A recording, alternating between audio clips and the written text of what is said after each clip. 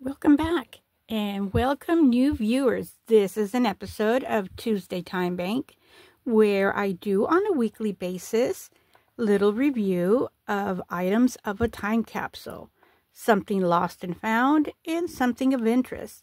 This week we're going to have this wonderful time capsule vintage pattern, definitely from the 1920s.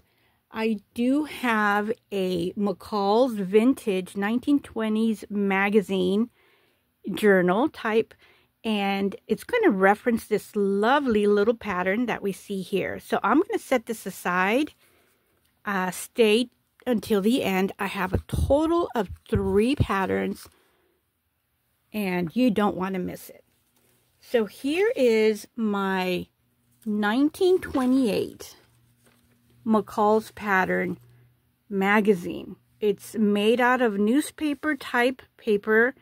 It is very old. It is very fragile, as you see right there at the end. And I wanted to show you this magazine to show you the color beautiful reference, and I'm going to be comparing the patterns that we have inside. This is going to be a wonderful detailed video, and I'm really happy to get going with this. And there's going to be some reference in here. On the side, I have a cardstock to help me with this, to avoid some splitting or additional splitting. I'm going to look up what I can do other than putting tape here. So it's also going to help me to open this up a little bit easier. So here we go. Look at the intricate pattern that we have over here. On the one in the right, and let me go back a bit, it looks like we have 2 patterns that are slit to the side like almost an honorary badge. Let's call this an honorary dress because that's what it resembles. You know, Miss America, Miss Universe, they wear those badges. Even in royalty, they have those sash. So that's what that resembles me, and that's what I would like to think of it. And the one over here, wonderful dress on the left. Look at that in and out detail. We have the wonderful matching fabric on the cuff, on the sleeve cuff. And it looks like it's only the front. You see how we have here on the left? Let me bring this little soft little tip over here. It's made out of silicone so that we don't damage it with the pen. See how it has over here on the left? It's a different fabric matching the one in the front. So I'm going to put this on the side gently. Pay a little bit of close attention in our patterns of this week. This one I already have out of the protective Ziploc bag, and it is wonderful. It really resembles the little design. It's a black and white newspaper type paper, and we're going to take a look at the tissue to see what the patterns were like. So to me it looks like it is from the 1920s, and look at the design over here. This is one of the things that I was seeing in the 1920s, early 1920s and 30s, how we have that little geometric dip, making it a little bit difficult. We have it right here, and I didn't notice, but there it is. I didn't notice because of that little print detail, but the designers wanted to be different because they were using the French design before. So this is a difference of them going out and making it their own. So let's see here. Put this here on the side, and we have our blank tissue paper. And in reference to our other video, probably 3 or 4 videos back, we got to see that they got placed in this envelope type, and it did. These were mail orders, and look at how wonderful. Look at the reference of this time and era. And I'm going to use the camera. It's Detroit Times. So these were ordered from the newspaper. And that's for all our newcomers and our new generations, that's what people did way before TV, way before the internet, is that they were on a daily getting their newspaper, and they would get all offers on the newspapers. And for the big department stores, they would get their catalogs. So they would get their catalogs with the bigger department stores or stores, and they would order it in that fashion. So this is Ann Adams Patterns. She was very big back in that time. I'm going to put a link to reference a video that I did on Ann Adams and her history. So there we go. Here it is, the mail envelope. This was from the 1920s, so we get to see the address over here, who it went to. And this is going to Michigan. And let's see if we can see the time here. It was in April, so this was a wonderful spring fashion. And I'm trying to see it too. It looks like the mail or the stamp was 2 cents. Wasn't that absolutely wonderful? And I really can't see the year. Maybe I can see it later on, but I can't see it at the time. So here is our reference to the times. And let's see the detail instructions. 1 page. Let's see. Do I have a... Let's see here. I would guess at the size of an envelope. So it is 7.5. 7.5 by 11. So in a 7.5 by 11, and we have everything that we need to know to get to do this dress. So here is the wonderful pattern designs. You get to see number 1 and 2, 2 being the side, 1 being the back. We have facing. And here is the layout. And we have 2 and 4, 4 being the skirt. And look how they're telling you, go ahead and place it that way. And the final, oh, look at how cute, little bloomers. What do they call them back in that time? Oh, well, they call it outside inside, so I thought they would call them something else. I was looking for pantaloons, maybe. So, nothing in the back, although we have a quality control stamp. Isn't that great? So, let's put this one aside and get with our next one. This is pattern 2281. If you want to go ahead and research on it later on. Very, very pretty. So we have the beautiful dress and the bloomers. Next pattern, and I'm going to compare it with the other one. I did not take this one out. This is what I do. I keep them safe in the Ziploc bags as I receive them. Look at how beautiful this is. Again, we have the little abstract design. I wonder if this is like a little jacket bolero type and a dress underneath. And again, I don't see these patterns until I see them here with you. So we're seeing it at the same time. This is number 184. And can we see the size? Oh, this is a wonderful size 6. I did not get to see the other one. I didn't see it printed. I had them together, so they're probably around the same size. And this was in a different type of envelope. You see here, it's in much better shape. And this is 5-piece patterns. It looks difficult, but we have 5 pieces. So this looks like the back, the front. We'll get to see, maybe it's like a yoke, or maybe the hat, 1 and 2, and this is the other front. So we're going to get to see this. This wonderful little pattern. And I'm going to, as I promised, we're going to see the little design face reference. It looks like the same artist, don't you think? Very cute little bob haircut reference of the 1920s. And let's see this size 6 dress pattern. Again, we have tissue paper, but this one, well, I didn't get to see the other one in better reference. It has these dotted signals. Makes me wonder.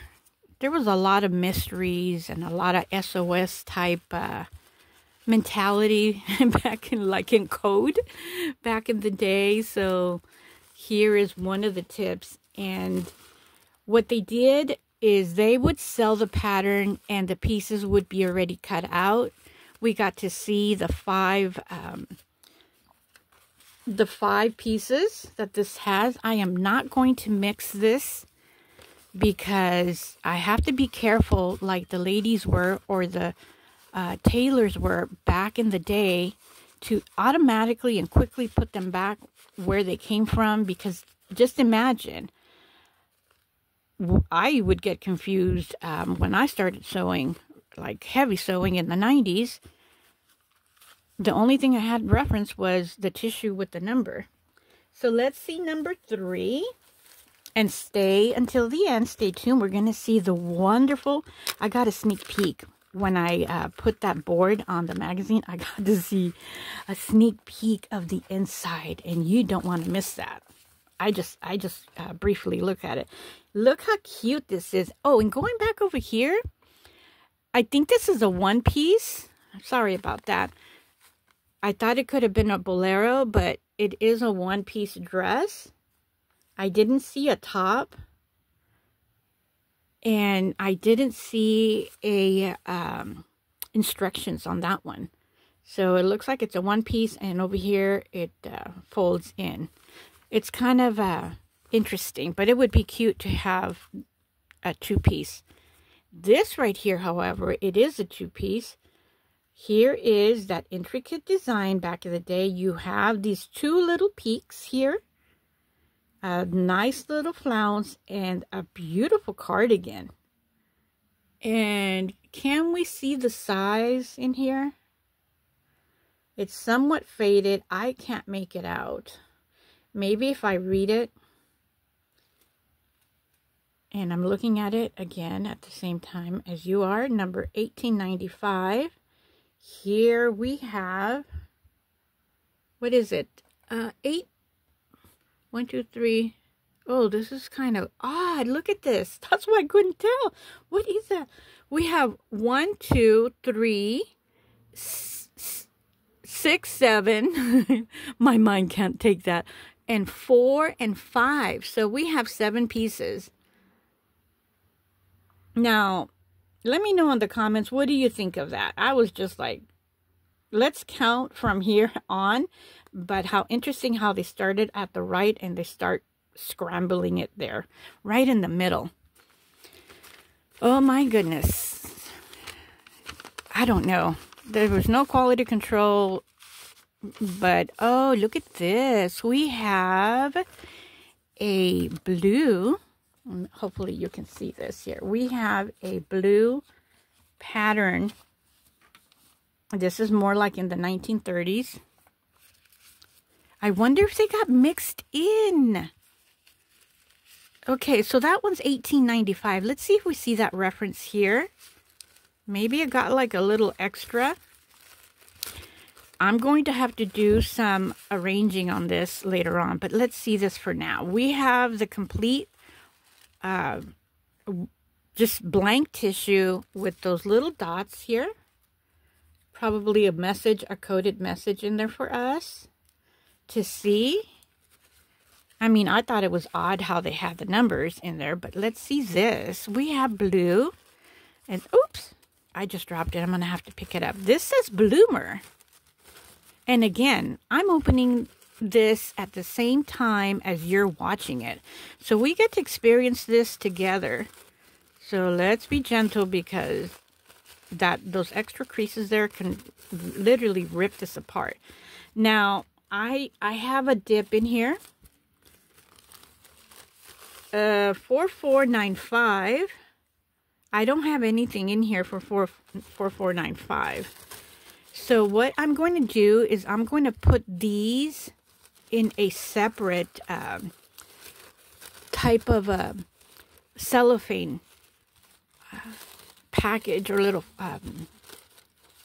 keepsake until I'm able to see this and find this. So that is very interesting. I am trying to look at a size here, but this is the bloomer's front. It looks quite big, but back in the day they used a lot of cotton, and they really condensed it with maybe some little what should I call it, like a string. And they did that in order to have it fit multiple size children, or make it multiple size for women that go up and down in their weight. So I do know that much, because the clothes, they were hand-me-downs. So this is the back. It is ripped right there. And let's see if we have the same number, being extra gentle. This is the bloomer's back, 4496. Maybe this is a size 6, because I see a 6 right here. So this is the bloomer's back. It probably is. This is probably the waist and the bottom, but it is quite extensive. And I'm going to go ahead and say that you would need to cut 2. So we're talking about 15 inches. So we have 15 inches on one side. So that's 30 for the front inches and 30 for the back. So that's 60 inches of fabric for just the bloomers. So this would easily fit a woman, but it looks like it's a size 6. And I don't think in that time that they would say size 6 women's size. It doesn't say. I'm going to look at the pattern 4495, but if you have ever decided or have tried to look at patterns by the number, let's say simplicity. If you put one number, a vintage pattern from the 50s, you're going to see about 3 patterns with the same number that they reuse the number from different eras. So let's go ahead, and okay, I have the size 4495. I am going to put this, let me see here. I'm going to put this here. I recycle my bags, so I'm going to put it in here. I have this on the side. And that's going to help me to locate. I probably don't even have it, but I already have bloomers. And let's put this back so that we don't have that problem. That's what I was talking about. You really have to put these back, especially these. Oh, look at that. It's ripped a little bit. Especially these clear ones. Well, I'm going to put it here right next to it so we don't get that mixed up. Very important that I don't do that. I'm going to put that paper here. And now let's see this wonderful little gem that I discovered. I have not opened it before. So look at this. Look how wonderful this is. And this is from 1928. It looks like it's a, oh yeah, it's a fall October fashion line. So let's see what they had to present their audience and their clientele. Look at that intricate design there, and in the collar. This hip hugger right here, isn't that beautiful? I'm holding it with 2 hands, so I'm not able to do that little pointer detail, but we can see that right there. And we get to see 3 because I'm at a fold. And you get to see these wonderful hats. I love pleats. That one in the middle is darling. The one that looks like it's gray with a little bit of soft peach color. Oh, this one over here, on the far left. Oh my goodness. I got a little itch on my nose, on the side of my nose. I had to do that. Let's fix this up. Look at this wonderful design. And again, we have that slash front sash design. Front slash. Cute little. Don't you love this detail of the artwork? I love it. And this one right here. It almost resembles like a moon. Wonder what that is. Oh yeah, look at that. It's within the fabric. And the pattern are over here in the bottom. Love those shoes too. Look at that one here.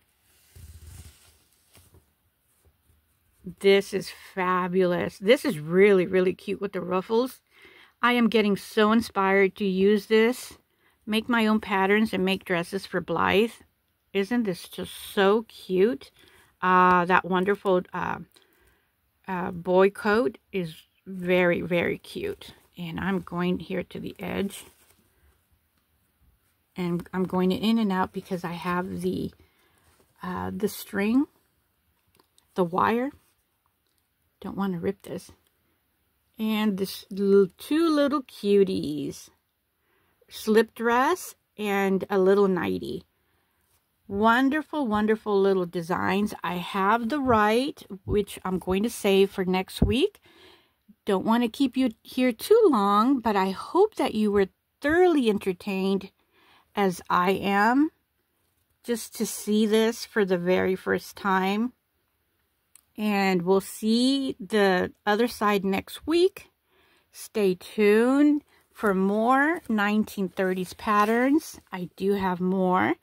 And here is the front sash or slash design. I wonder if, no, it's, I was mistaken. It's very similar. I can see the plaid. I can see the plaid color in comparisons to this one. So I'm going to do a roundup and get all the patterns and do like one collage video with everything that I have, just to quickly see it. What I'm doing in these videos is looking at the pattern, looking at what the tissue and if it has instructions. So that is what we have for today. What a wonderful treat. I hope that you enjoyed it. Please don't forget to give me a thumbs up, a comment, and a share. The shares are helping my channel grow, and that's what I'm working on each moment of the day.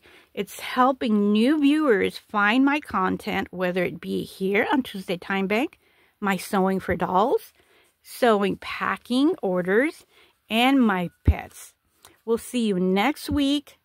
Be safe, everybody. Bye.